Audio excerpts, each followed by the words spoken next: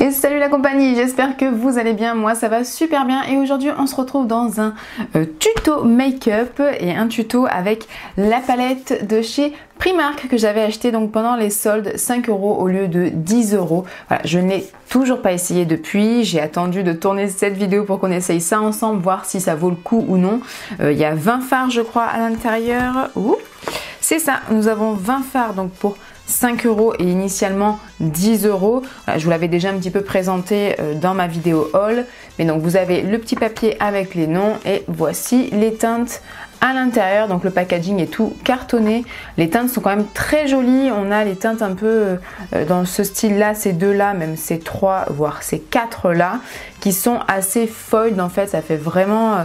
le argent il est très foiled, il est très très beau comme ça. En swatch il me semble que si mes souvenirs sont bons, ils étaient un petit peu secs en fait au niveau des swatchs, mais que c'était pas non plus hyper mauvais, mis à part celui-ci qui est un noir avec des paillettes dorées.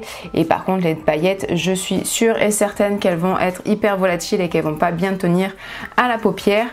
Enfin voilà un petit peu, ça c'est mes a priori. Maintenant on va bien voir ça en test ensemble. Comme vous l'aurez constaté, j'ai déjà fait mon teint et appliqué ma base P. Louise. Il n'y a plus qu'à faire les yeux. C'est parti? Allez, let's go! Je sais plus si je vous ai dit, mais la palette s'appelle la Urban Spice plutôt.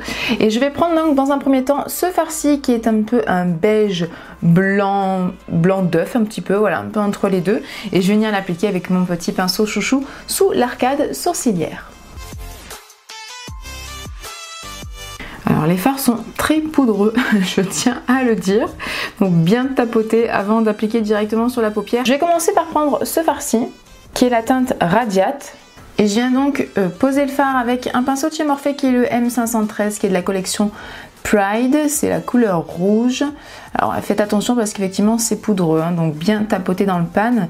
Et donc je viens le placer dans le coin externe de ma paupière mobile. Je remonte un petit peu dans le creux et je commence à revenir vers le coin interne. Je reprends un tout petit peu de la matière et je viens la poser cette fois dans le coin interne. Et je viens hop, rejoindre le tout dans le creux. Ensuite je vais venir estomper les bords avec la teinte crème qui est donc celle-ci. Et pour ça, j'ai utilisé un 225 de chez Zoeva. Donc voilà, je viens sur les bords du fard et j'estompe.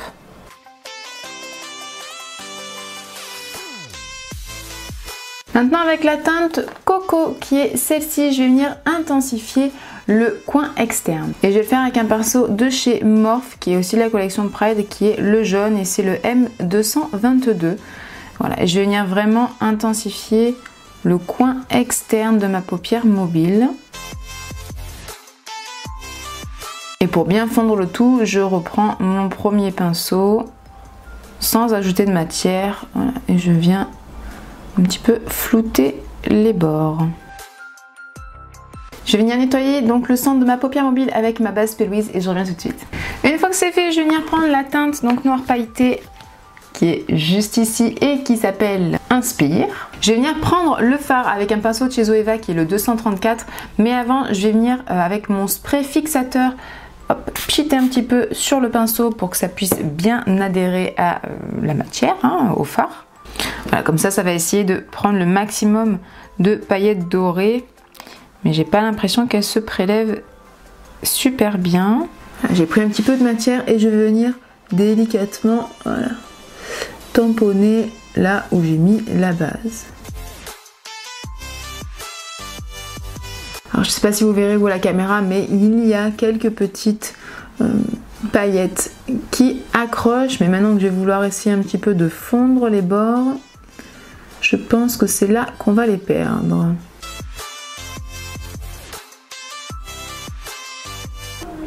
On est le premier mercredi du mois. Ça sonne. On va attendre. Hein. J'ai eu quelques chutes, j'en profite pour vite les enlever.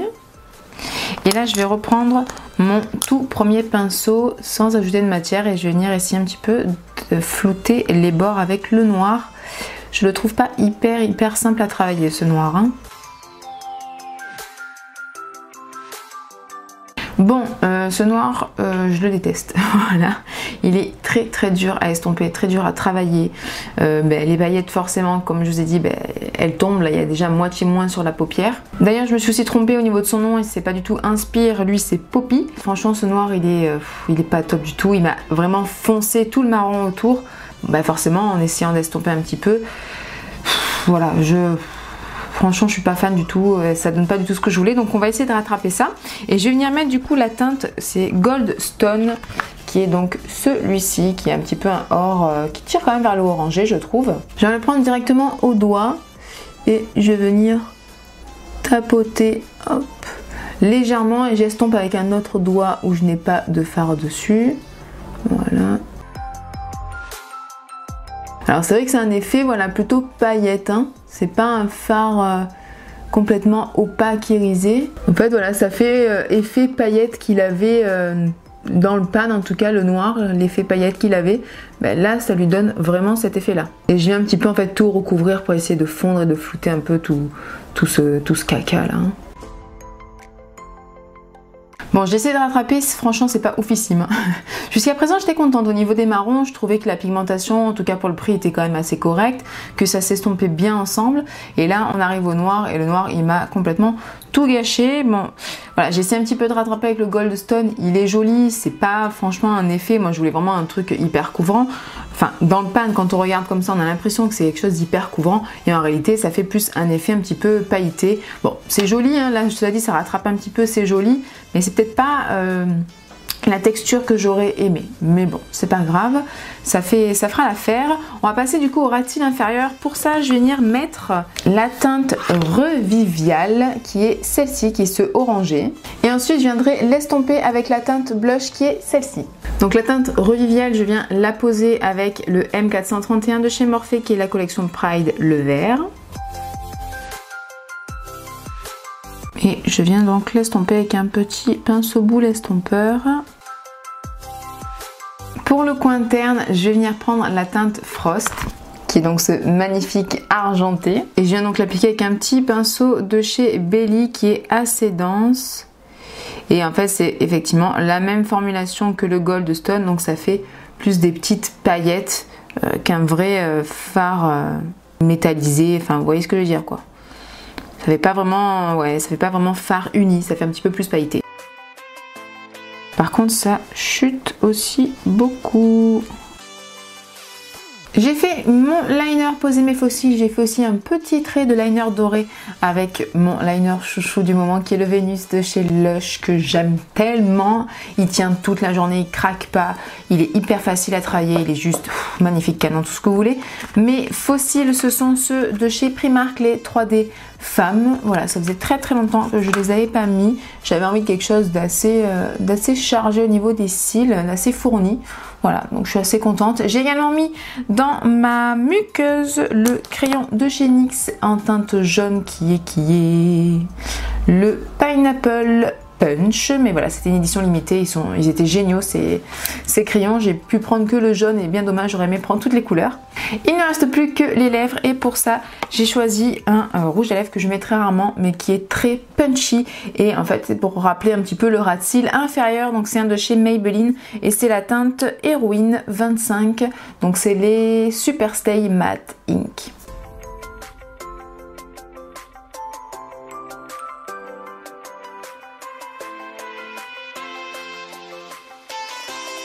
Et voilà le look final.